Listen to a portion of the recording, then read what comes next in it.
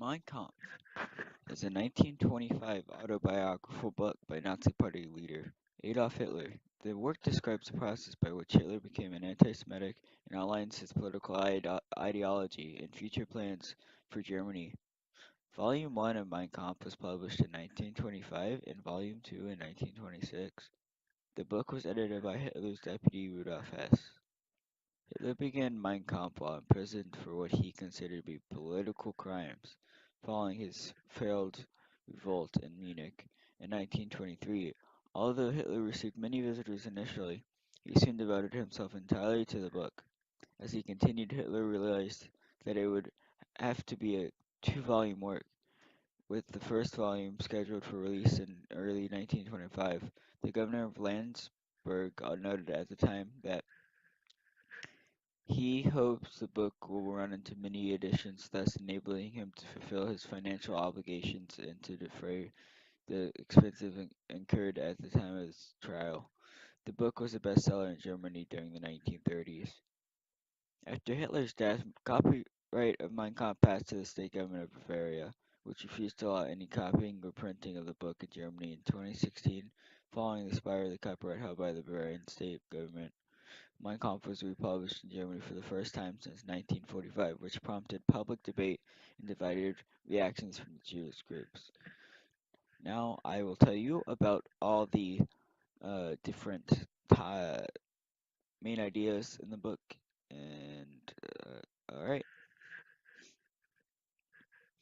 first one being anti-Semitism, which is the most popular one known. While historians dispute the exact date Hitler decided to force the Jewish people to immigrate to Madagascar, few place the decision before the mid-1930s. First published in 1925, Mein Kampf shows Hitler's personal grievance and its ambitions for creating a new order. The historian Ian Kershaw points out that several passages in Mein Kampf are undeniably of a genocidal nature.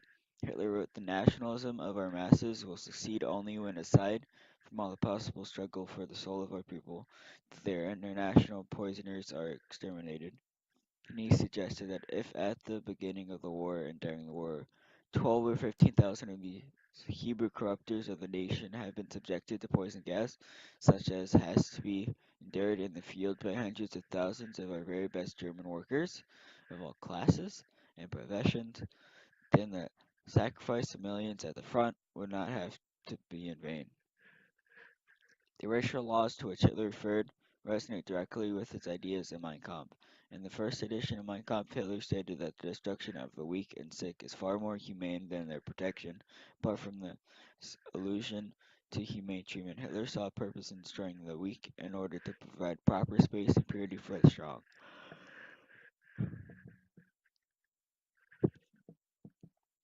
The next one is called Living Space. In this chapter, Eastern Orientation of Eastern Policy, Hitler argued that the Germans needed living space in the East, a historic destiny that would provide nurture in the German people.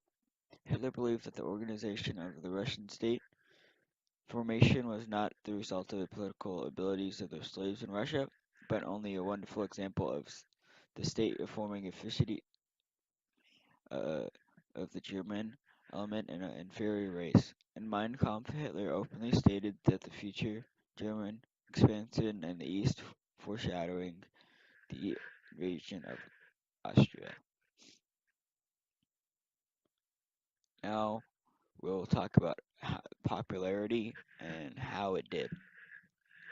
Um, Hitler has made about 1.2 million from the income of the books by 1933, when the annual income of a teacher was about 4,800.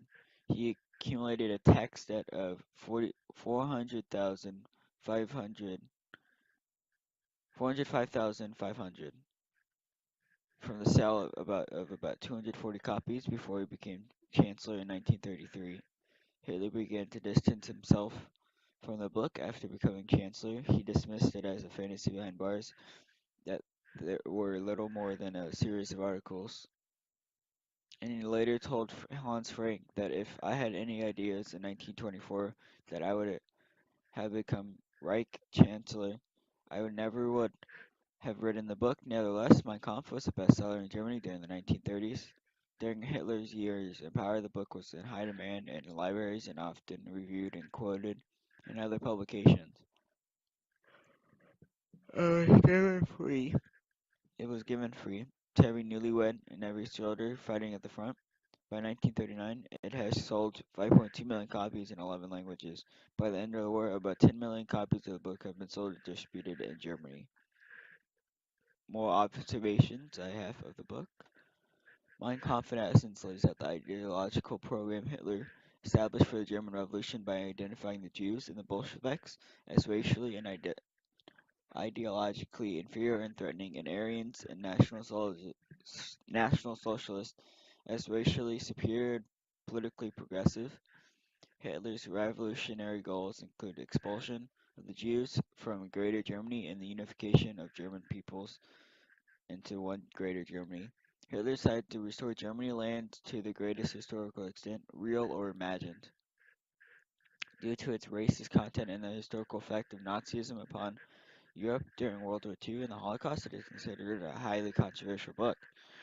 Criticism has not come solely from the opponents of Nazism. Italian fascists and Nazi ally Mussolini was also critical of the book, saying that it was a boring tome that I have never been able to read, and remarks that Hitler's beliefs as expressed in the book were little more than commonplace cliches. The German, uh, the German journalist Konrad Hayden, an early critic of the Nazi Party, observed that the content of Mein Kampf is essentially a political argument with other members of the Nazi Party who had appeared to be Hitler's friends, but whom he was actually denouncing in the book's content, sometimes by not even including references to them. The American literacy theorist and philosopher Kenneth Burke wrote a 1939 rhetorical or rhetorical analysis. Why did I say radical? Rhetorical analysis of the work, the rhetoric of Hitler's battle, which revealed its underlying message of aggressive intent. In 1940, in the month of March, British writer George Orwell reviewed a thin, recently published uncensored translation of Mein Kampf for the New English Weekly. Orwell suggested that the force of Hitler's personality shone through the often clumsy writing, capturing the magnetic allure of Hitler for many generations. In essence, Orwell notes Hitler often only visions of endless struggle and conflict and the creation of a horrible, brainless empire that stretches to Afghanistan or thereabouts. He wrote, whereas socialism and even capitalism, in a more grungy way, have said to people, I offer you a good time, Hitler has said to them, I offer you struggle, danger, and death. And as a result, a whole nation flings itself at its feet.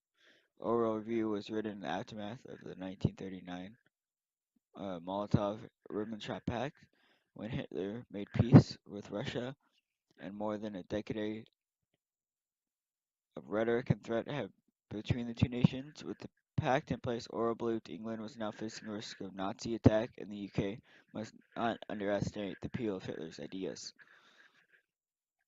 In 1943 book The Menace of the Herd, Austrian scholar Erich von Kuhlnet Leden described Hitler's ideas in Mein Kampf and elsewhere as a veritable reductio ad absurdum of progressive thought, betraying a curious lack of original thought.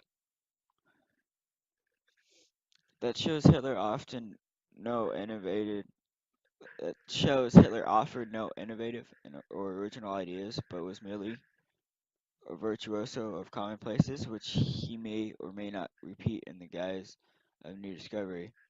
Hitler's stated aim, Coolnet Leiden writers, is to quash individualism in furtherance of political goals.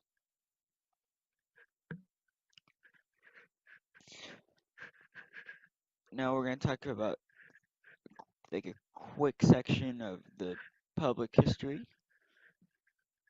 Um, the While Hitler was in power, Mein Kampf came to be available in three common editions. The first, the People's Edition, featured the original cover on the dust jacket and was navy blue underneath with a gold swastika eagle embossed on the cover.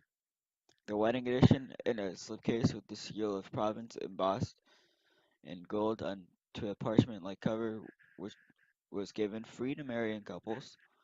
In 1940, the knapsack edition was released. This edition was compact but unabridged version in a red cover, and was released by the post office, available to be sent to loved ones fighting at the front. These three editions combined both volumes into the same book.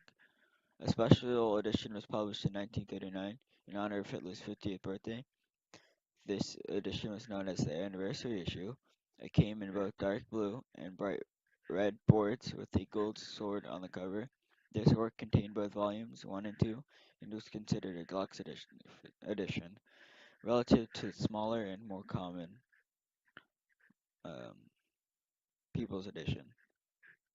The book could also be purchased as a two-volume set during Hitler's rule and was available in softcover and hardcover. The softcover edition contained the original cover. The hardcover edition had a leather spine with cloth-covered boards. The cloth cover and the spine contained an image of three brown oak leaves. Now that will be it. I think that's covered everything that I wanted to cover, so goodbye.